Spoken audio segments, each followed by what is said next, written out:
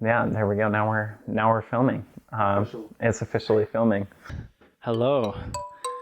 It's 12:31, and let's be honest, the real reason I stayed up this late was for the mood lighting. Sometimes you leave the camera on, and you get a lot of dumb stuff. And we left the camera on, and we got a lot of good stuff, so that was kind of a surprise. I just am here to explain what it is that we're trying to do here at the Artist Worksheet. Why is it called the Artist Worksheet? Good question. I guess I could explain that. The Artist Worksheet is a set of questions that I ask myself when I hear a new story. And I ask myself those questions so that I can gain what I think the story is trying to speak to me. And I realized, oh my gosh, this has changed me in so many ways. I can't just keep this to myself. No one's gonna watch this. If you are watching this, good job. You're like among the 0.001% of the population that are gonna see this amazing production. Basically, the setup is gonna be, we call on my fellows around that I work with or that I interact with, my friends, and they fill out the artist worksheet. How it starts is you find what's intriguing and you work from there. You think about why it might be intriguing to you and so on and so forth. But I'll get more to that in the clips to come. But this is Levi Rodas and Peter Summerhays working together. Good. So why don't we start writing down somewhere? I'll make like a Google Doc where we can talk about, and then we can kind of get an idea of like what a regular process would look like. Yeah. Something I will say, just sort of as a blanket statement, you are definitely more of like a planning and process person than I am. Mm-hmm. And I will admit that can be a fault with me.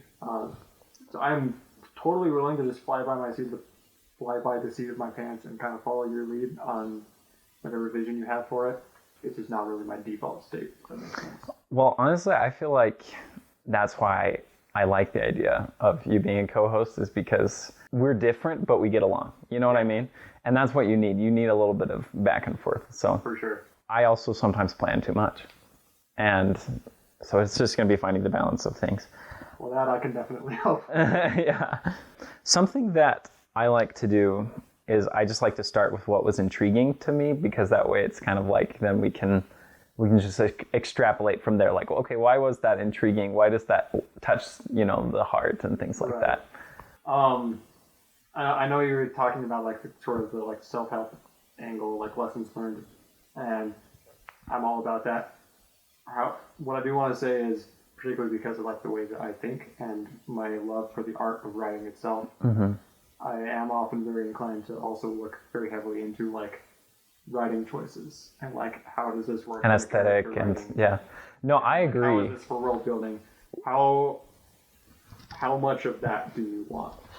As much as you want to add. Okay. Because I feel like my thing is that this is a balance I'm always trying to measure. Is it is definitely possible to read too much into things, like it's definitely possible to go into a piece of art and you're viewing it like it's this, like the author, Tolkien talks about this all the time, how he hates allegories because it is like the author beating a message into you, like this is what this means, and that it ruins the artistry. Then you can't appreciate aesthetic. You can't appreciate feeling invested in this world. And so I have been trying to find that balance. And so I do like that you offer that, that is something that you would want to share.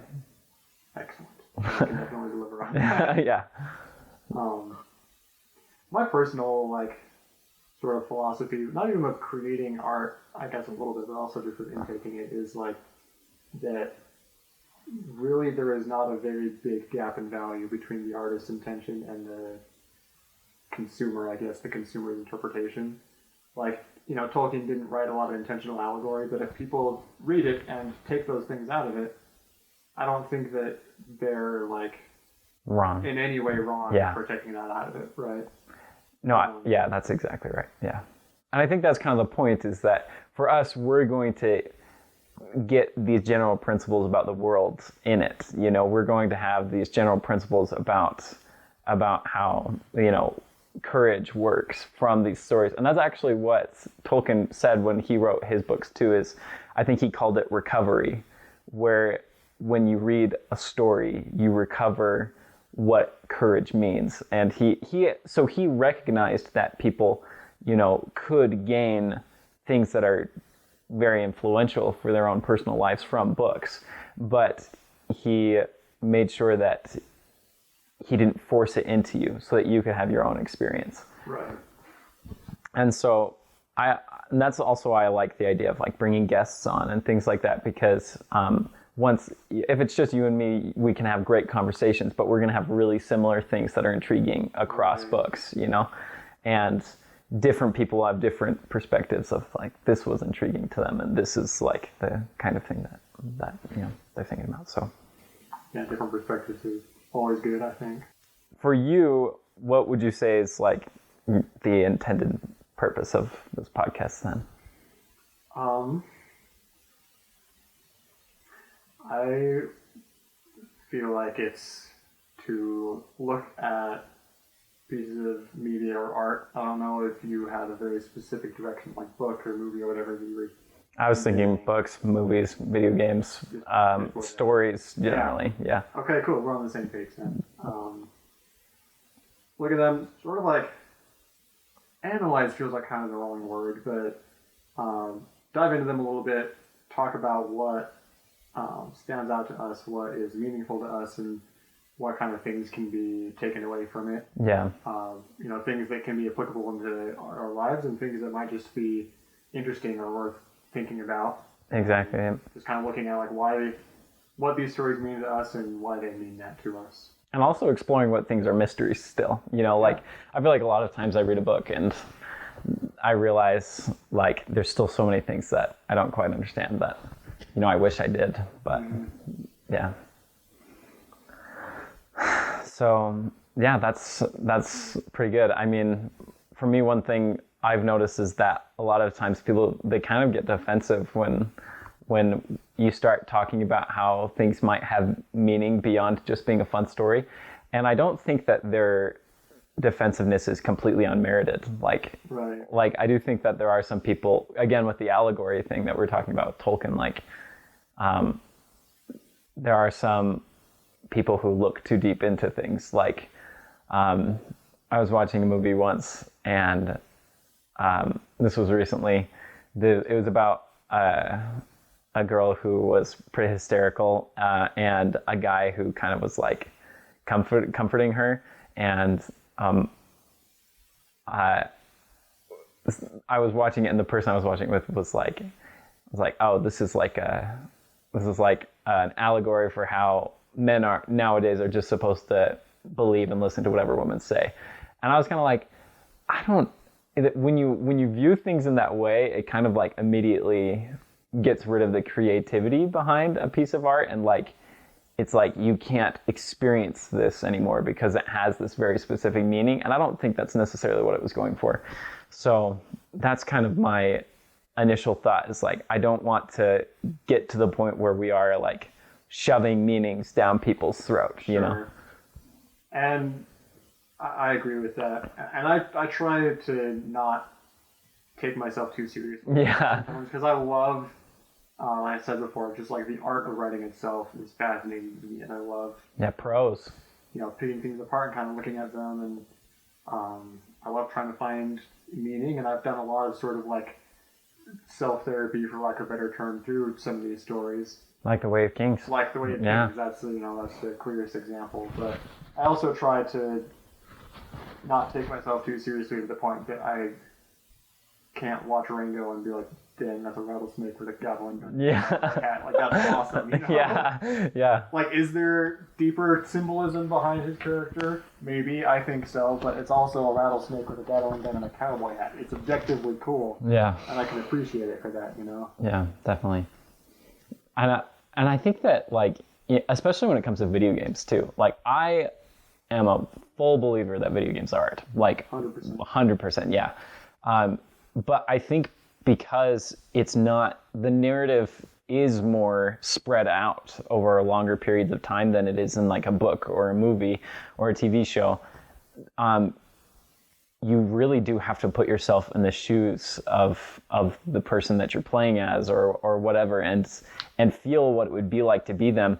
And you can't do that without just admitting like aesthetics are important, you know, like I think a really good example of aesthetics that I love is Celeste. Have you played Celeste before? I haven't, unfortunately. It's super good. And the basic idea is that you're a person who wants to discover yourself better and, you know, kind of work on your mental health. And so you start climbing up this mountain. And as you climb up the mountain, you're able to, there's, you know, some mountain, as some people would say. As you climb up the mountain, you're able to try again really quickly. And little by little, you get better. And the person who made it, they said that they made the game kind of to reflect mental health struggles and what it's like to experience mental health. Interesting. And it's really good because you do experience that. You do experience the try again kind of a feeling. And if you didn't have the music and the vibes and the mechanics, you wouldn't be experiencing that lesson. Right, you wouldn't be able to like immerse yourself as much. Exactly, yeah. So I'm a proponent of exploring all of it, you know, and then just kind of like talking about what meaning we find in it. So, yeah. Wow. Wasn't that lovely? Wasn't that just lovely? Well, I'm going to be honest with you. We actually recorded a whole episode, but again, the technical mishaps thing I was talking about, it gets you. And we lost more than half of what we did. But we were reviewing initially Yumi and the Nightmare Painter, which is one of my favorite books.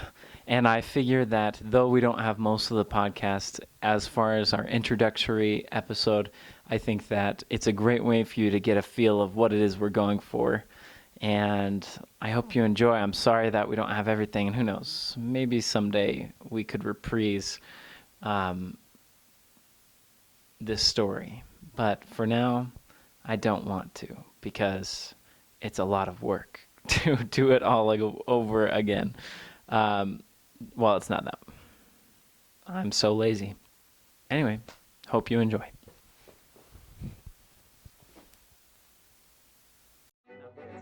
So it's like we can take things a little pressure and not have to worry about it. But if it were to be something, it would be like, hello, it's our Worksheet, and today we're going to talk about Yumi and the Nightmare Painter, which we both read fairly recently, and it's a good introduction to things. It's a good book. Yeah. I like good books. Yeah. Yeah. I do kind of like the idea we just start with like what we find interesting, and then after that, or not what we find interesting, like our general thoughts about it without spoiling it, kind of what somebody can expect to get out of it. I don't know, do you want to rate it out of 10? Is that your thing? Or maybe we could do a more fun number than 10, but. I don't remember because I did review it on Storycraft. I'm trying to remember what score it. I definitely wouldn't give it a 10 out of 10. Probably like around an 8 though. Around an 8. I really like it. I really like it too.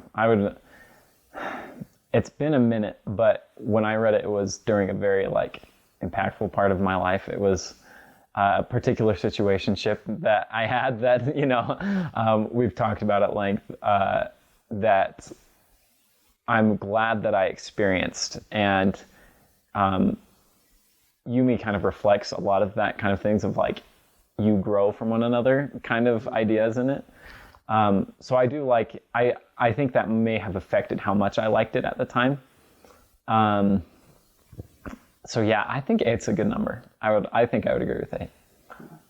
Or you wanted to give like, or you wanted to do like a synopsis of like what the general thesis Sure, of the book yeah, or whatever that's a good is. idea.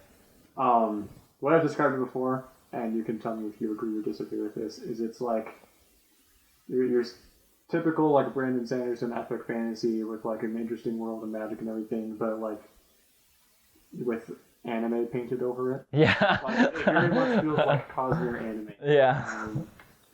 And he said in the little like commentary blurb, whatever, I can't think of the proper name for that at the end of the book, that like that was a deliberate choice. It was inspired by anime, and he intentionally leaned into some like anime tropes while writing it to kind of give that feeling. Which also, it kind of made it like a little bit, to me, there were some parts where I was like, this isn't going to make sense by the end of the book. And then it actually worked out. Yeah. And that was something I really liked about it, is because of those kind of anime tropish kind of things. You know, we might as well, as long as we're talking about it, you know, put it out here. Like those anime tropish sort of things really paid off, which I enjoyed immensely. Because at first I was like, I love this, but it's weird, you know? And I was like, I don't think this is going to pay off how he wants it to, and it did. Yeah. I absolutely loved it. And we'll have a bit later on where we talk more in depth into spoilers, but the general storyline is these two people from different worlds that kind of get linked together, and they're like swapping back and forth between each other's worlds and having to sort of live each other's lives. And there's something deeper going on, but they don't know what it is, and they're trying to figure out like why they're connected, what they're trying to accomplish, and how they can work together to accomplish that. And it's very much focused on their personal relationship. I would say this is, I've read all of Sanderson's Cosmere books, this is the most like romance centric one. I don't think Definitely. Spoiler. I don't think anybody No. like, ooh, I wonder if they'll develop a romantic relationship. Yeah, I think, and he actually talks about it in the foreword, how he wrote it for his wife and stuff like that. So, and he took elements of all of the different kind of romance books that he's heard in the different stories, and he took tropes that he liked and also went beyond tropes and kind of tried to break the genre, which is something Sanderson loves to do. You know, like, I actually watched a thing from him recently where he was talking about how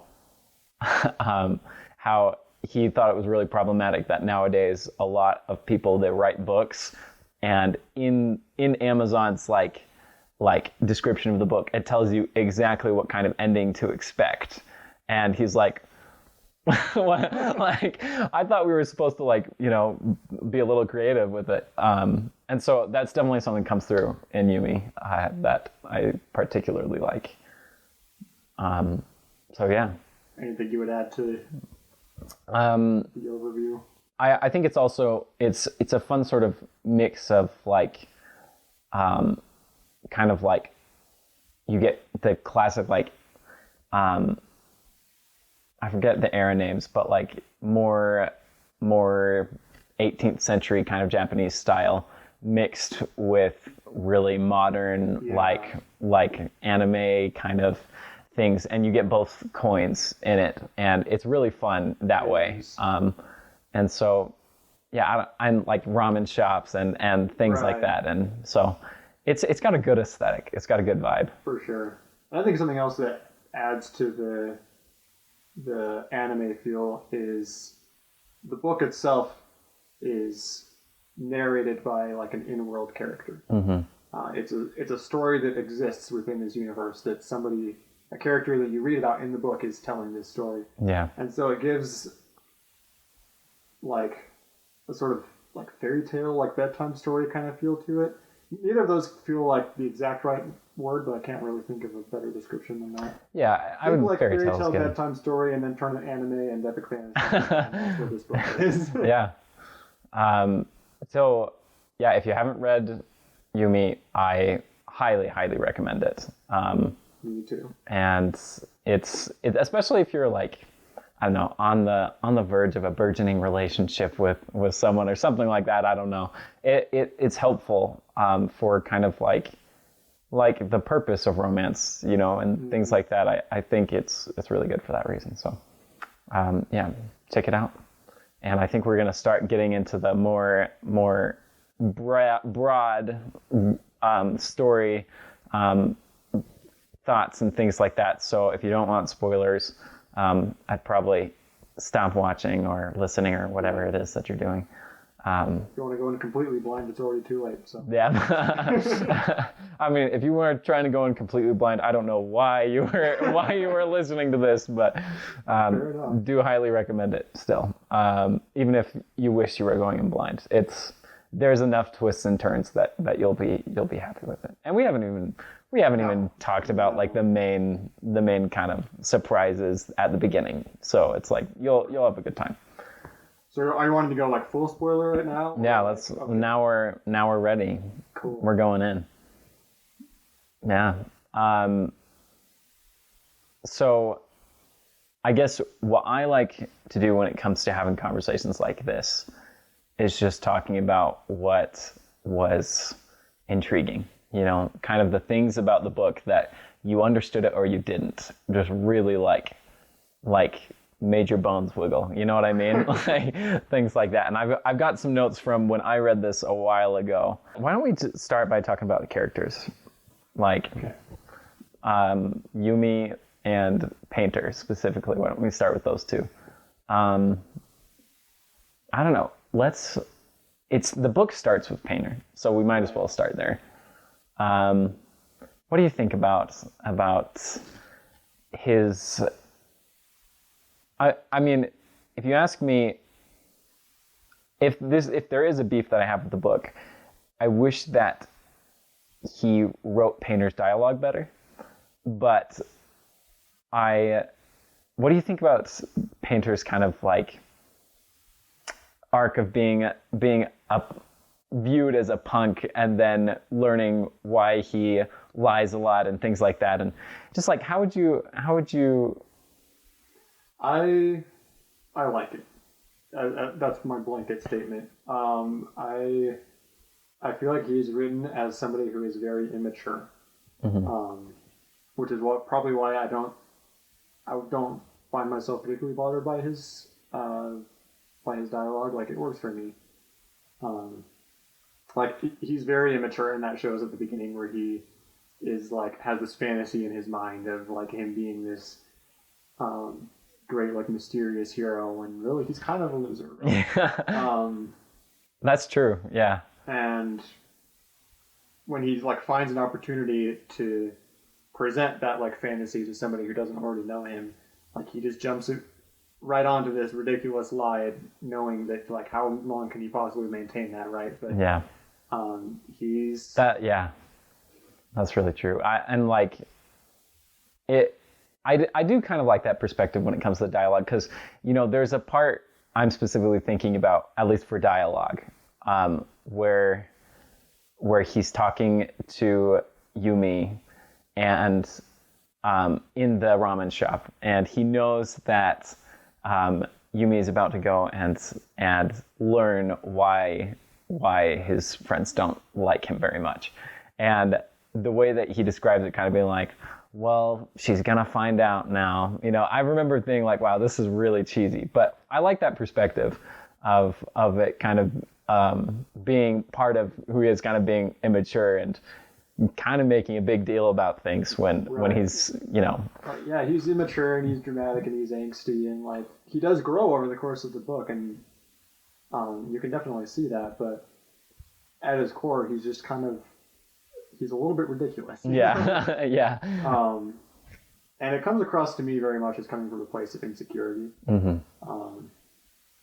And I think that's interesting. Yeah. You know, that's an interesting motivation for him. And I think the fact that he makes the most progress when he spends all this time with Yumi and she's like seeing who he really is and she's able to lift him up a little bit. I think that makes sense. And yeah. You know, I like the direction that takes his character, and it plays into the themes of how they kind of help each other and lift each other up. And that's definitely like, as far as what I experienced when I was reading it, that was one of the most important messages for me was how, you know, for Painter being I would say honest about who he is was kind of his big struggle. You know, he always he was afraid to show who he was. And I love the idea that it's his fear to show who he was as the main thing that he needed to learn to overcome. But like, he was going to have this fantastic benefit from being with this other person if he was only willing to have the courage to actually show who he is. So yeah, that's kind of like the basic overview of Painter, I would say, of some of the main things that they struggle with there. Is there anything else you want to say about Painter? I don't even know if this is like, well, I guess it is specific to like his character and not just his character's actions, but I really like how it plays with the themes of changing and moving on, because he and his friends weren't really letting himself change. Yeah. And it's something that I've read it twice recently. I reread it, and I kind of like forgot that like this was the point that it was leading towards, and I'm like, oh yeah, of course. There's a moment where Yumi kind of snaps at all of his friends, and he's like, look, this happened, and he admits that it was stupid. Why are you What are you going to do about it now? Like, there's nothing to do about it. Why are you still torturing him over this kind of thing? Yeah. That's something that you see a lot in media and storytelling, I think, because it's a really real problem that a lot of people have on both ends. You know, feeling like they themselves can't change and not allowing other people in your life to change, right? And, you know, I feel like that feeling of like he can't improve is a big part of what leads to his like insecurity and his need to put on a face of something that he isn't, when really he could be maybe not exactly what he's pretending to be, but he could be a lot closer to that if he would just let himself. You know? Yeah. And what else is interesting when you said that reminded me of is that his friends also, they're still kind of like the center of his life. Like, he's always thinking about how he's not good enough for his friends because of the mistake he made. And his friends are always bringing it up to him, you know, like what's her name? The chick who, that he has a crush on at the beginning. Akane, yeah. She's kind of nice to him, but he still kind of has to act like all distant and cold because you know, he's feeling all these things, and then she kind of still hates him for lying when they were like 10 years old, you know? Right. And it's kind of interesting because that kind of thing happens all the time. Like, relationships, you know, with people that you have when you're 10 that are still like played up to be this really big deal when, you know, dude, this was ages ago. Like, why are you still, you know, holding this grudge that you had against each other as kids? Okay, well, hate to inform you, but that's all we got. So it was nice to have you, and I hope to see you around. If you liked it, then check us out. We're gonna have more stuff coming soon, and actually complete content too, which should be good. Thank you. Look forward, I think next we're probably going to talk about Ocarina of Time, one of my favorites, or about Godzilla Minus Zero or whatever it's called, and Xenoblade Chronicles maybe even. It's going to be a blast. We'll see you around.